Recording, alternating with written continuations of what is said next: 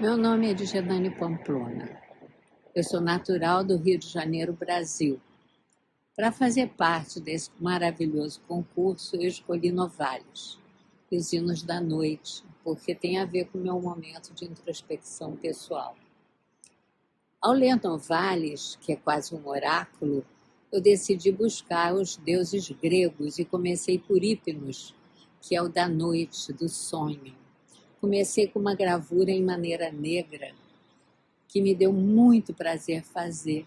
E encantada por Hipnos, continuei fazendo mais 2 gravuras de Hipnos.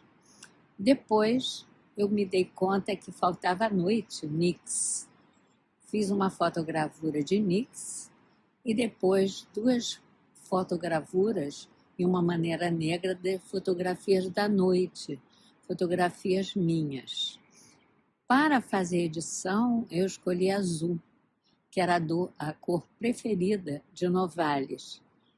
E na edição final, coloquei os 6 hinos junto com as 6 gravuras que tinham sido realizadas em homenagem a Novalis. Eu espero ter conseguido representar de maneira favorável toda a emoção que eu senti ao fazer esse trabalho. Obrigada.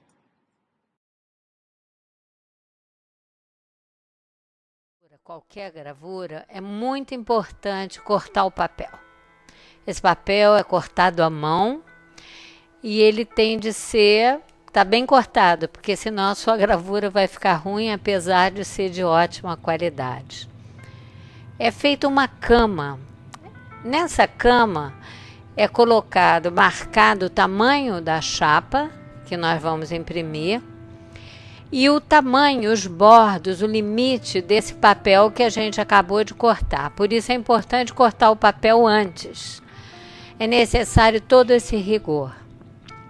O papel da fotogravura e da gravura em geral é um papel de algodão puro e que tem de ser bastante encharcado para que se obtenha uma gravura e uma impressão de boa qualidade.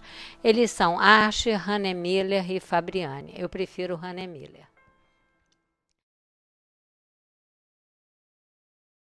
A alma da gravura é a entintagem. Não adianta ter uma boa chapa, porque se você não entintar direito, não vai dar certo.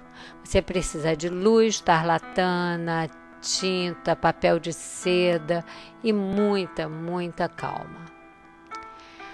Aí está a nossa chapa, bastante jornal, um par de luvas de dentista, que eu uso para ter certeza de que não vou sujar minhas mãos e entrar em contato com toda a parte química que a gente costuma entrar quando faz gravura.